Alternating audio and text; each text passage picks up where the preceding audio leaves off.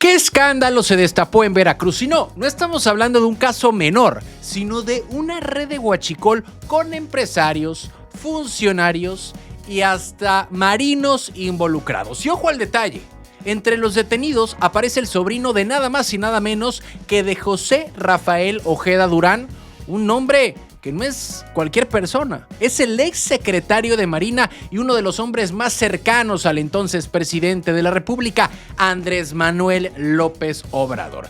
El anuncio lo dio el propio Omar García Harfuch, secretario de Seguridad, en una conferencia de prensa acompañado de todo el gabinete de seguridad.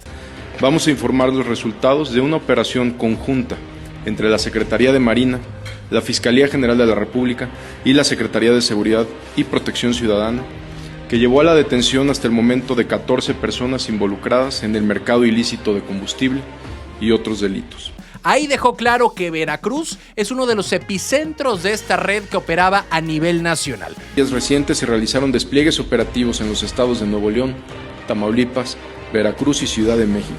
Esta noticia obviamente pega fuertísimo, porque vuelve a poner al estado en el mapa de los grandes casos de huachicol, justo cuando se presume que el combate a este delito pues estaba avanzando. Vámonos a los números. En total, 14 personas fueron detenidas, entre ellos 3 empresarios, 5 marinos activos, un marino retirado y 5 exfuncionarios de aduanas. Una estructura completa que iba desde el tráfico hasta la comercialización del combustible robado. Y no es cualquier cosa, hablamos de pérdidas millonarias para la economía y un golpe directo al sector energético. Este caso obviamente se destapó después del decomiso histórico en marzo pasado, cuando en el puerto de Tampico se aseguraron 10 millones de litros de diésel en una embarcación. A partir de ahí, inteligencia y trabajo de gabinete destaparon la red que conectaba a Tamaulipas, a Nuevo León, a Ciudad de México y obviamente a Veracruz. Además, se realizaron cateos donde hallaron más de 190 contenedores, tractocamiones y remolques, todo un sistema montado para mover combustible ilegal. Ahora, la parte más delicada. Entre los detenidos está el vicealmirante Manuel Roberto N., sobrino de Ojeda Durán. Sí, el mismo Ojeda que durante 6 años fue la cabeza de la Marina con Andrés Manuel López Obrador. Omar García Harfuch fue muy claro en deslindar responsabilidades, incluso hasta reconoció públicamente el trabajo del exsecretario de Marina, diciendo que el actuar de unos cuantos no mancha a toda la institución. Y aprovecho también para destacar la labor importante que desempeñó el almirante Rafael Ojeda durante su gestión, quien hizo un extraordinario trabajo. El actuar aislado de unos cuantos no representa el actuar de esta honorable institución. Incluso el fiscal Alejandro Gers Manero reveló que Ojeda nunca pidió protección para su sobrino, al contrario, en su momento solicitó que se investigara a todos los elementos con posibles vínculos en estos delitos. Él nos pidió que investigáramos a todas las personas que dentro de la Armada de México podían estar vinculadas con esos delitos. No nos señaló si eran parientes o no eran parientes, pero no hizo ninguna distinción ni generó ningún tipo de protección en favor de nadie. Eso sí, las investigaciones siguen abiertas, hay prófugos y todavía más órdenes de aprehensión por ejecutar. Es decir, este caso no está ni cerca de cerrarse. Y el dinero también habló, porque la unidad de inteligencia financiera detectó depósitos sospechosos, compras de inmuebles, autos de lujo y hasta pólizas de seguro, pues que no cuadraban con el perfil de los investigados. Un retrato clásico de cómo se mueve el dinero sucio, con el efectivo, con las propiedades y con los lujos que al final terminan destapando la red. Así que la bomba ya explotó. Veracruz vuelve a estar en el centro del escándalo nacional, con empresarios, con funcionarios y hasta con marinos enredados en el huachicol. El caso es enorme, porque toca fibras sensibles por el parentesco con Ojeda Durán y sobre todo porque demuestra que el robo de combustible sigue siendo uno de los negocios criminales más jugosos del país. ¿Cansados de las mismas noticias de siempre? ¿Con los mismos de siempre? Aquí lo contamos sin rollos, directo y diferente. Dale click a la campanita, suscríbete y entérate de lo que de verdad está pasando en Veracruz y en la política.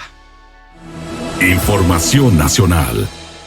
¡Agárrense! Ex juez de los Porquis cae por huachicol, que sacudió a Veracruz y a varias entidades, pues ya tiene un nombre que a muchos les va a sonar, y no precisamente por cosas buenas. Entre los 14 detenidos en el mega operativo federal contra esta red de combustible robado, apareció nada más y nada menos que Anwar González, el ex juez que se hizo tristemente famoso por el caso de los Porquis. Sí, ese mismo juez que en el 2017 otorgó un polémico amparo a uno de los jóvenes acusados de violar a una menor en Veracruz y que después fue destituido en el 2019 por el Consejo de la Judicatura Federal, acusado de corrupción. Pues resulta que ahora su nombre vuelve a los reflectores, pero ligado a algo todavía más grande: una red criminal de huachicol que movía millones de litros de diésel. Fue el propio Omar García Harfuch, secretario de Seguridad y Protección Ciudadana, quien presentó la lista de detenidos, y ahí estaban marinos en activo,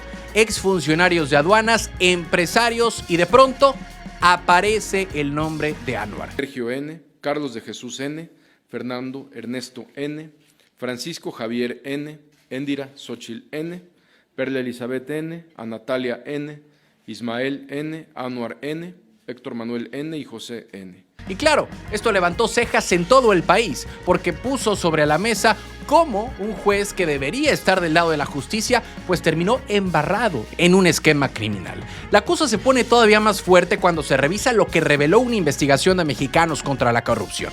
Resulta que Anwar no estaba ahí de casualidad.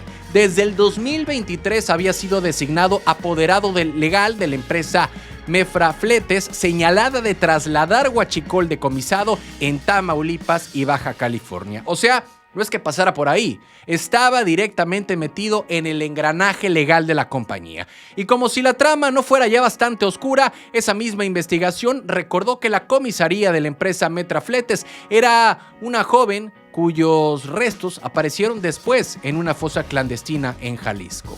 Así que no solo estamos hablando de negocios turbios, sino de un entorno criminal en toda la regla, con ramificaciones muy delicadas. Y también, para dimensionar, recordemos que en marzo de este año fueron decomisados más de 10 millones de litros de diésel en Tampico, el golpe más grande en mucho tiempo contra el huachicol. Pues ahora se sabe que esa red no solamente había empresarios y marinos, sino también este ex juez veracruzano que ya arrastraba un historial bien pesado.